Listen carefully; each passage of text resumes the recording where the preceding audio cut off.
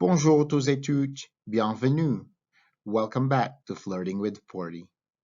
Today, we're going to read another chapter of The Little Prince in the original French text. The title of The Little Prince in French is Le Petit Prince. Allons-y.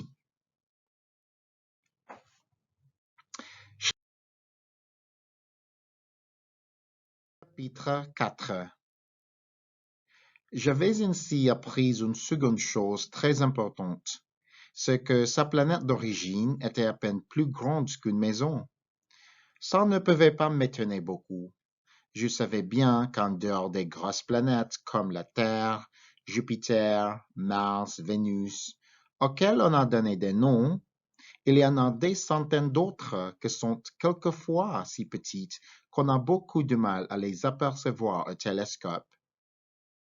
Quand un astronome découvre l'une d'elles, il lui donne pour nom un numéro. Il l'appelle par exemple l'astéroïde 3251. J'ai de sérieuses raisons de croire que la planète d'où venait le Petit Prince est l'astéroïde B612. Cet astéroïde n'a été aperçu qu'une fois au télescope, en 1909, par un astronome turc. Il fit alors une grande démonstration de sa découverte au Congrès international d'astronomie, mais personne ne l'avait cru à cause de son costume. Les grandes personnes sont comme ça. Heureusement pour la réputation de l'astéroïde B612, un dictateur turc imposa à son peuple, sous peine de mort, de s'habiller à l'européenne. L'astronome refit sa démonstration en 1920 dans un habit très élégant. Et cette fois-ci, tout le monde fut de son avis. Si je vous ai raconté ces détails sur l'astéroïde B612 et si je vous ai confié son numéro, c'est à cause des grandes personnes. Les grandes personnes aiment les chiffres. Quand vous leur parlez d'un nouvel ami, elles ne vous questionnent jamais sur l'essentiel. Elles ne vous disent jamais quel est le son de sa voix, quels sont les jeux qu'il préfère, est-ce qu'il collectionne les papillons.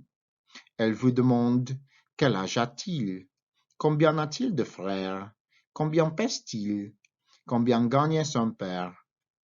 Alors seulement elles croient le connaître. Si vous dites aux grandes personnes, j'ai vu une belle maison en briques roses avec des géraniums aux fenêtres et des colombes sur le toit, elles ne parviennent pas à s'imaginer cette maison. Il faut leur dire, j'ai vu une maison de 100 000 francs. Alors elles s'écrient, comme c'est joli. Ainsi, si vous leur dites, la preuve que le petit prince a existé, c'est qu'il était ravissant, qu'il riait et qu'il voulait un mouton. Quand on veut un mouton, c'est la preuve qu'on existe. Elles hausseront les épaules et vous traiteront d'enfant. Mais si vous leur dites, la planète d'où il venait est le astéroïde B612. Alors, elles seront convaincues et elles vous laisseront tranquille avec leurs questions. Elles sont comme ça. Il ne faut pas leur en vouloir. Les enfants doivent être très indulgents envers les grandes personnes. Mais bien sûr, nous qui comprenons la vie, nous nous moquons bien des numéros. J'aurais aimé commencer cette histoire à la façon des contes de fées. J'aurais aimé dire, il était une fois un petit prince qui habitait une planète à peine plus grande que lui et qui avait besoin d'un ami. Pour ceux qui comprennent la vie, ça aurait eu l'air beaucoup plus vrai. Car je n'aime pas qu'on lise mon livre à la légère. J'éprouve tant de chagrin à raconter ces souvenirs. Il y a 6 ans déjà que mon ami s'en est allé avec son mouton. Si j'essaie ici de le décrire, c'est afin de ne pas l'oublier. C'est triste d'oublier un ami. Tout le monde n'a pas un ami. Et je puis devenir comme les grandes personnes qui ne s'intéressent plus qu'aux chiffres.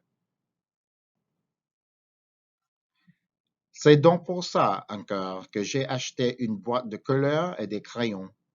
C'est dur de se remettre au dessin à mon âge quand on n'a jamais fait d'autres tentatives que celle d'un bois fermé et celle d'un bois ouvert à l'âge de 6 ans.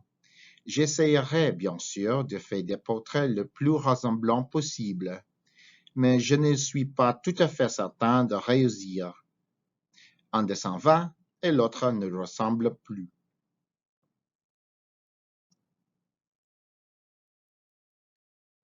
Je me trompe un peu aussi sur la taille. Ici, le petit prince est trop grand, là, il est trop petit. J'hésite aussi sur la couleur de son costume. Alors, je tâtonne comme ci et comme ça, tant bien que mal. Je me tromperai enfin sur certains détails plus importants, mais ça, il me faudra le pardonner. Mon ami ne donnait jamais d'explication. Il me croyait peut-être semblable à lui, mais à moi, malheureusement, je ne sais pas voir les moutons à travers les caisses. Je suis peut-être un peu comme les grandes personnes. J'ai dû vieillir. Merci beaucoup pour avoir lu avec moi aujourd'hui. On se verra la prochaine fois. Ciao!